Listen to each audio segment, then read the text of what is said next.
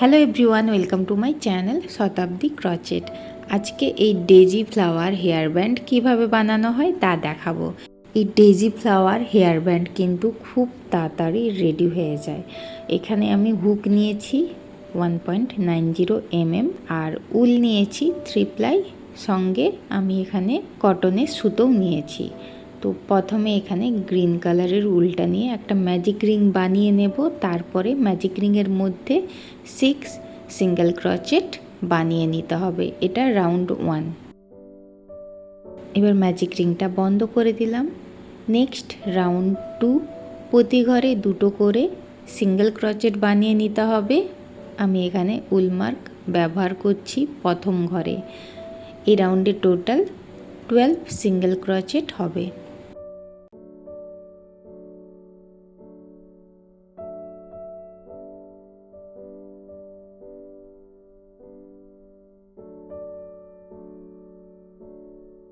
Next round 3, এখানে আমি এই গার্ডারটা এইভাবে রেখে জয়েন্ট করে নিতে হবে সিঙ্গেল ক্রচেট বুনে। একদম এই প্রথমে স্টার্টিংয়ের ঘরেই 1 সিঙ্গেল ক্রচেট, নেক্সট ঘরে একটা ইনক্রিজ, মানে একই ঘরে 2টো সিঙ্গেল ক্রচেট, সেম ঘরে আরও একটা, নেক্সট ঘরে 1 সিঙ্গেল ক্রচেট, নেক্সট ঘরে ইনক্রিজ মানে 2 সিঙ্গেল ক্রচেট,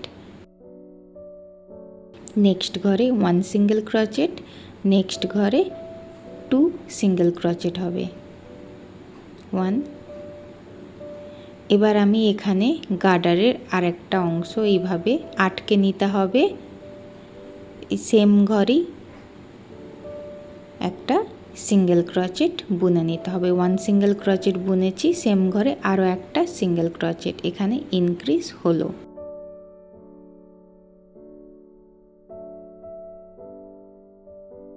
গার্ডারটাকে একটু ঠিক করে নিচ্ছি।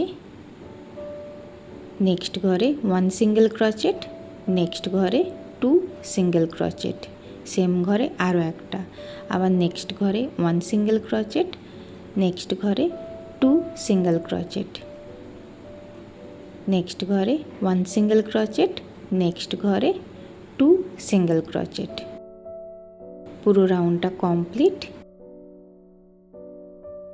নেক্সট রাউন্ড 4, প্রথম 2টো ঘরে একটা করে সিঙ্গেল ক্রচেট, এই 3 নম্বর ঘরে 2 সিঙ্গেল ক্রচেট মানে ইনক্রিজ হবে। এই রাউন্ডে টোটাল 24 সিঙ্গেল ক্রচেট হবে। তো পুরো রাউন্ড কমপ্লিট। তো এখানে আমি কিছুটা উল রেখে বাকি উল কেটে দেব। এরপরে আমি সূচের সাহায্যে ভালোভাবে সেলাই করে নেব।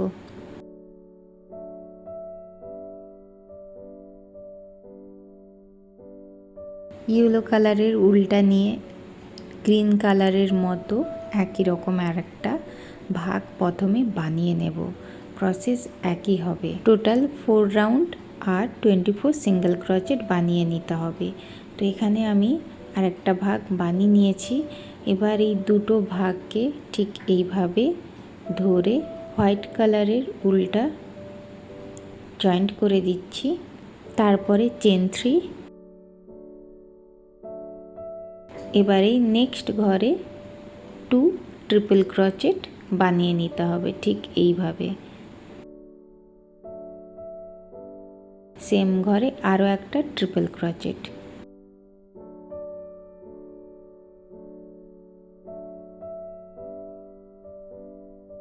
আবার চেন 3,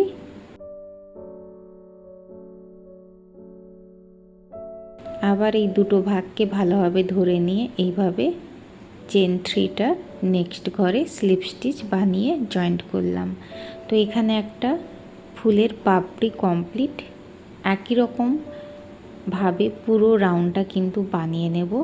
ফুলের পাপড়িগুলো বানানোর জন্য প্রথমে চেন 3, নেক্সট ঘরে 2 ট্রিপল ক্রচেট,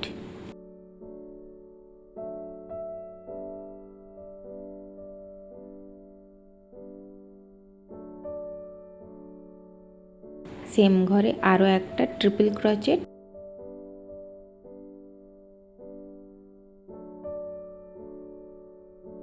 চেন 3, নেক্সট ঘরে স্লিপ স্টিচ। তো এখানে আমি দুটো পাপড়ি বানালাম, একইভাবে বাকি পাপড়িগুলো বানিয়ে নেব।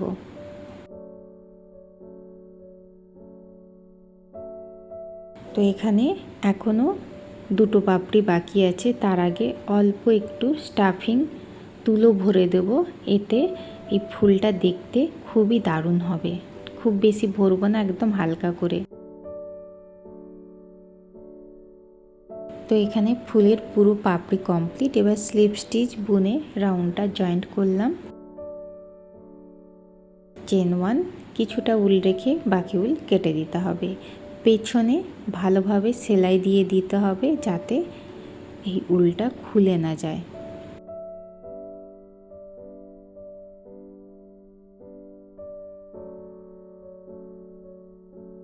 তো এখানে ডেজি ফ্লাওয়ার একদম রেডি হেয়ার ব্যান্ডের জন্য।